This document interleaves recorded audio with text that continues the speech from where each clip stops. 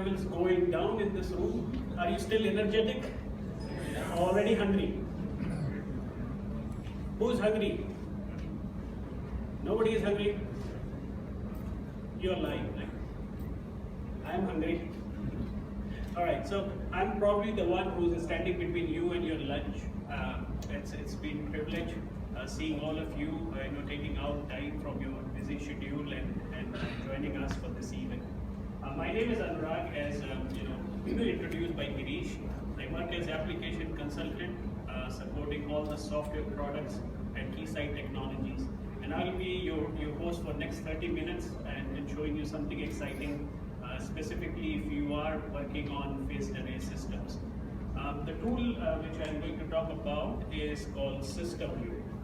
Now, System View is a broad level, system level simulator. Although we are only talking about phased array systems, but virtually it can simulate any kind of systems which you are working on, whether it is military communication, regular communication, EW, radar, or software-defined radios, cognitive radios. So virtually any kind of system which you think about can be modeled and simulated using System View. So voice is okay at the back, or you want me? Is it okay? You can hear me? Last bench? All right, pretty good. So this is the broad agenda which I'm going to present. We talk about introduction to phased array. A lot of you already have the basic knowledge of phased array, but just in case somebody is trying to enter into this domain, we give you a very basic introduction on phased array. I talk about types of phased array. What are the things which matter the most doing phased array kind of systems. And something pretty interesting is what prevents anybody in forming a beam. Do we all know that ultimately out of your transmitter system you will have a beam produced by your antenna? Yes or no, please? Yes? See, energy level is so down, everybody is hungry. Say yes, please, more? Yes, right? So ultimately it's all about the beam. And what does the beam gives you? What does the beam gives you? Sorry? Well, yeah. Radiation in certain direction. Radiation in certain direction. Radiation in certain direction. Right. So almost there. But what are you radiating? Energy. You are radiating some kind of information or some kind of signal, isn't it?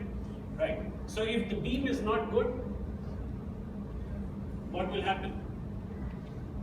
Information is the information quality will degrade, right? So if you are transmitting a degraded beam, obviously the beam which will return back will also have more amount of degradation. First it will get degraded due to environment, targets, clutter, and so on and so forth. But inherently, if you try transmitting a bad beam, you will have even tougher job when you receive the beam back and you process that beam and then find out what information you were looking for. Yes or no, please? Yes. Yes, right? So let's see what prevents you forming a good beam and how can you get around this problem. At the end of the day, at the end of my simulation, I'm going to cover it up with a simulation because the time is not sufficient to do a more elaborate live demo. So I just pulled off one tutorial video which is very well available at our website. So later you can go and watch it at your convenience. I just downloaded the video and embedded it here for your knowledge, right? Right, so look about some of the modeling fundamentals in phased array. So we all know that ultimately you have the phase front and then you are going to operate with a beam steering. Right? So in good olden days you had a mechanical antenna and then you move it mechanically to steer the beam. And nowadays nobody does that, right? You all use those electronic steering or beam steering as we call it. So think about two ways of doing it. You could achieve the same thing by applying a time shift between the different radiators which you may have, or you could achieve the same thing by making sure you have the phase control of each element. So you could steer the beam either by controlling the phase or by controlling the time. Make sense? Right. Both of these techniques have their own pros and cons. Time delay technique will give you broader bandwidth in case you are working with ultra broadband kind of phased array system. The phase control method is pretty good for a narrow band or a medium band, kind of bandwidth if you're looking at, right? So those are some of the fundamentals. Right? Now, if you look around the phased array topology, then you can design phased array in very, very different manners. For example, some of the pictures, guys at the back might have some trouble seeing that. Or you could do a simple linear array as typically done in something like an automotive radar application or some of those base station kind of application. You could have a uniform rectangular array, right? So you could space the elements identically in X and Y direction. You could have a uniform rectangular array. You could have a hexagonal array. You can have a 3D conformal array. Let's say, for example, something which is phased array, which is mounted on this curved surface. So you can have a totally conformal array. Or you could have something like a circular array. So there can be many topologies of these radiators which you can arrange to get the desired beam pattern which you are trying to generate. So these snapshot shows you how the typical beam pattern will look like, depending upon what are you depending on the arrangement of the radiators which you are doing in your system. For example, a uniform linear array or something like one-dimensional array as we call it, you would have a pretty much like a thin slice looking in a very particular direction, okay, only covering one section of the whole sphere. You could have uniform rectangular array, and this is the most popular kind of array which is used by a lot of people. You could have hexagonal array, circular array, or 3D conformal array. Typically, 3D conformal array will give you more than 180 degrees of coverage in terms of radiation pattern. Right? So these are all fundamentals. Probably a lot of you already know about it. Now, the point is, when you have this phased array at your disposal, nowadays what people are talking about, two main terms. So in your proprietary systems, if you have one array, let's say 64 cross 64 elements, right? Now the entire array can be used for just one beam, or the same array could be used under sub-array mode. Now, anybody understands what sub-array mode?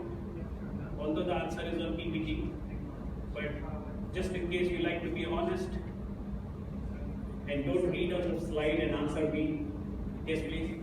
Some of the elements of the array will be used. Yes, so in kind of sub-array modes, typically what you can do, you take a total array space and then you divide the array space into multiple, let's say, sections. And you use one part of the array to form a beam. And then let's say, for example, in this picture, you might see 4 colors. Now, these 4 colors can be generating 4 beams at the same time. Each of these beams might be looking in different directions. So that's the concept of subarrays. Now, in the shared array, the concept is very similar but slightly different. In the shared array, the entire array is treated as whole, but probably you could generate multiple beams at the same time from this array. So that's another concept which people are using. Alright, so what's the most critical part of any phased array system? It's not the only critical part, but one of the most critical part of the phased array. And that's called beamforming. Right? How do you form beams in a desired direction which you are looking at or which you want to look at, right? So typically 3 main ways people try to achieve it. You could go for digital beamforming. Now, a lot of you, if you are working on this space, you might have heard some things like digital beamforming or DBF, those kind of things, right? So in a classical digital beamforming, your algorithms, written in your digital, domain, control the amplitude and phase of each of those radiators which they are receiving, right? That's one way. The second way, which is, I think 90% plus systems are on RF beamforming. So that has been the traditional way of doing beamforming. And you have passive beamforming networks, something like Butler matrix, right? So you design Butler matrix and then you try to control each of these areas. And then you do have phase shifter and attenuators to give you those final level controls. So digital phase shifters and digital attenuators which gives you the amplitude and the phase which you want to feed those elements. Right? Now something new, which is not new, but this is getting more and more attention these days, is called hybrid beamforming. Because if you look at digital beamforming, it has its own advantage and disadvantage, which I'll just discuss in a minute. If you look at RF beamforming, it has its own advantage and disadvantage. So the new trend is to use something like hybrid beamforming, where you utilize some part of digital beamforming and some part of RF beamforming, and then you combine them all. So what's the benefit? Let's see. Next 3 slides will one slide each on these technologies. Right, so if you look at digital beamforming, I mean the biggest advantage of digital beamforming is you could get a very large beamforming gains. Right? It's just immense. And also it gives you multi-stream and multi-user mode, right? Because each thing is digitally controlled. You can write a program and you can completely control it how you want each of these elements to behave, right? So you can very easily get multi-user kind of environment. You have very flexible transmission modes because everything is controlled by DSP or digital logic. You can virtually control each and every part of your array. So sounds very interesting, sounds very promising, but what's the side effect of using these technologies? You need one ADC and one DAC per channel. Now imagine you are working on 64 cross 64 kind of array, which is 4096 elements. You need to have those many ADCs and DACs. How many of you have experience with ADC or DAC here? Anybody? Right. So how do you think? You are dreaded with one ADC in your system. Now you need to handle 4096 ADCs and DACs in your system. It will be manual task. The task will be complex, right? So that's one side effect. High hardware complexity, because now you have so much of DSP involved, so hardware obviously will be much more complex. And then it will have a very high heat and power consumption because of so many ADCs and things like that working out. And you need to have an independent RF up conversion and down conversion, because now each channel is independent, so you need to take a digital signal and put it to the desired RF carrier, so you need to have those many up converters and down converters. So that's a negative point of using digital beamforming. But again, this is gaining attention. This is gaining quite a bit of attention actually, digital beamforming, and it's forming the base, what we say is digital array radars. There are few companies who are actually working on digital phased array radars, and which utilizes the entire power of this technology. Now, RF beamforming, and this is how it all started. We know we have the Butler matrix, so basically it's nothing more than implementation or realization of your FFT algorithm, right? And that's why I said 90% plus radar are still using RF beamforming technology. It's pretty easy to do. It's a good compromise between what you want to do in terms of complexity and the power consumption. However, the cons of this is a constant amplitude kind of design. You are constrained by those. You have potentially low resolution of phase shifters, because no matter how much you do, if you are doing phase shifters at RF frequencies and higher the bands, lesser the control you will have. So if you really want to steer the beam with a very, very fine precision, you will be limited by the resolution or the tolerance of those phase shifters, right?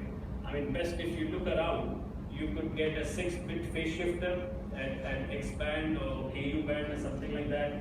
And 6-bit phase shifter means 5.6 degrees approximately, the resolution where you can actually control, right? So it limits your capability to do a very fine beam scale. But the good thing is, it's a reduced power consumption.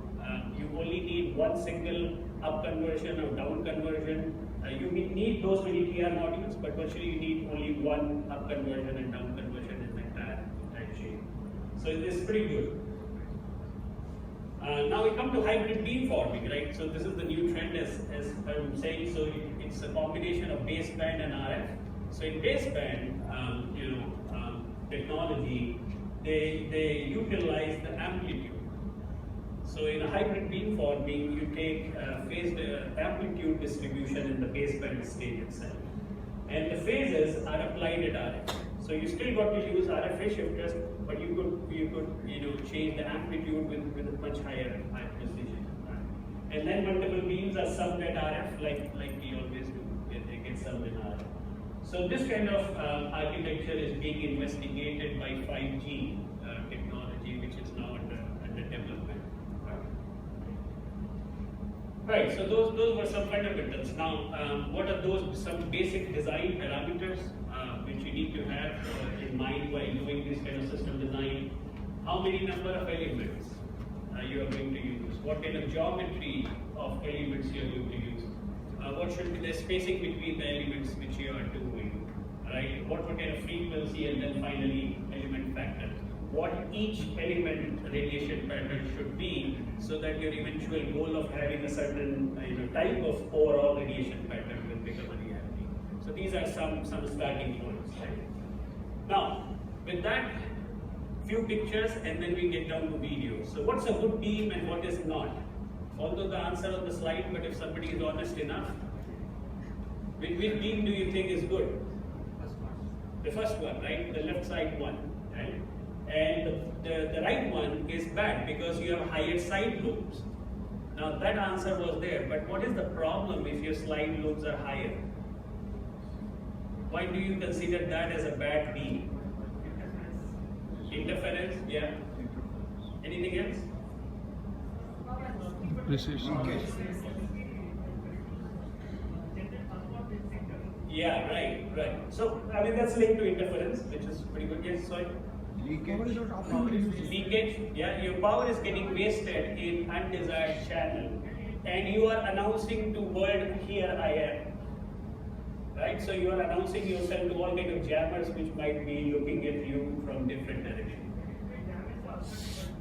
It might damage the other devices, but usually that's not the big part because your antenna is already, at that side. So interference, unnecessary increase of noise, unnecessary data which you may have, and then you are announcing to the world, here I am, come and catch me, right? So that's the bad thing. Okay, how about this? What is a good beam and what is not? Again, picture to the left is good because it is giving you theta of 20 degree. It might be difficult to read the font from the back, but I wanted to steer the beam at 20 degree and my beam is steered at 20 degree, right? The right side, I wanted it to be on 20 degree, but it's squinted to 26 degree. And why do you think it might happen? Error in phase. Yeah. Phase. Yes. Anything else? No. That's the prime call. So what do you think might have caused phase error?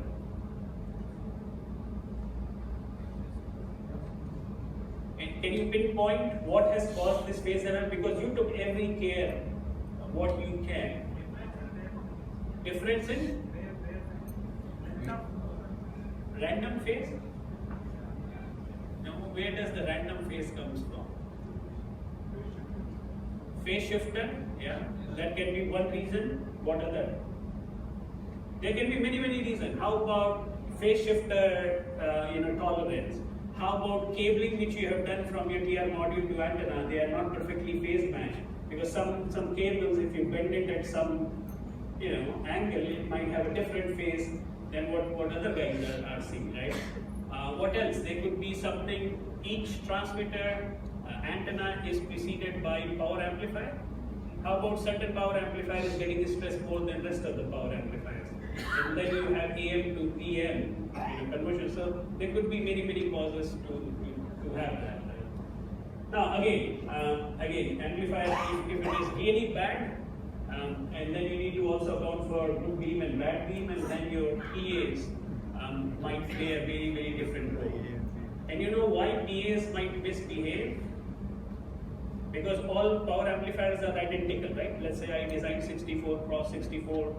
All PAs are from MMIC. Each has been tested individually, everything perfectly working within certain tolerance range. But still this might happen.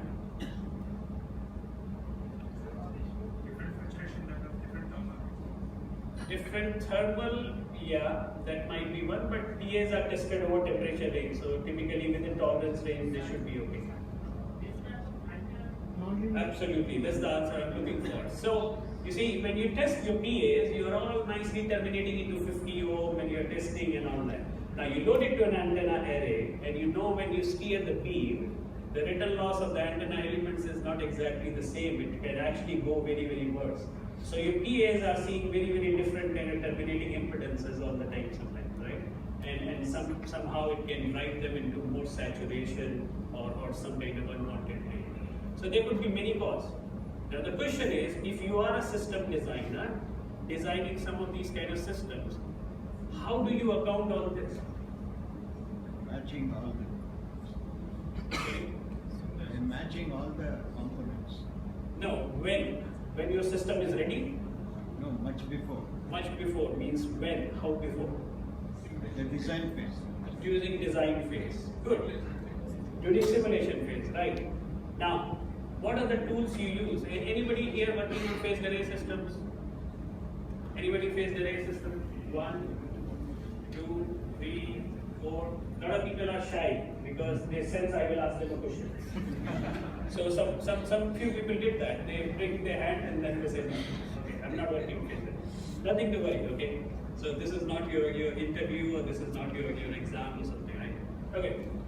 So the point is, there are many tools, but there are some tools who are purely mathematical, right? So you bring in ideal blocks, you place everything, and they show you very beautiful result. You become happy. You are just happy by looking at your beam shape. You write some code, it produces a beam, very good. But how about some of these things, okay? And to precisely illustrate that, I am going to play a video for you so that you understand what I'm trying to say. Okay, anyway, so before that, one last slide. And this presentation is a part of the CD which you might have received in your welcome kit. The entire thing is there. Video is not there in the CD. However, if you are interested to find out where is the video, just drop in as an email or write in your feedback form. I will be able to send you all this information over email. Now, so these are some of the key things. Your phase shift, which is a function of frequency, you need to be very aware of that. Feed network, how good is your feeding network to your radiators, you need to be aware of that. Finite quantized states of amplitude and phases. Now what I mean by that is, remember you are going to use digital attenuator, digital phase shifters. What's the step and how much is the tolerance, how much is the error in some of those elements. So you need to be watchful of that. Mismatch with active impedance, like this gentleman just answered, is the active antenna impedance which should be worried about, not the normal antenna impedance. I really care about the active antenna impedance. Frequency response of parts, each part is frequency dependent. Every part in your system will have its own natural frequency response. All of that adds up on a system level and introduce those residual errors between your elements, which will eventually affect your entire system. Non-linearity, AM to AM, AM to PM, problems especially in your power amplifiers, noise and interferences. So these are some of the things which limits your capability to do a good beam. However, if you account for all of these, there is no doubt you will be able to produce a very nice, very, very high fidelity beam pattern at the end of the day. Now, to capitalize on some of these and illustrate some of these with a live example, just bear with me for 10 more minutes, and this is the video which you are going to see.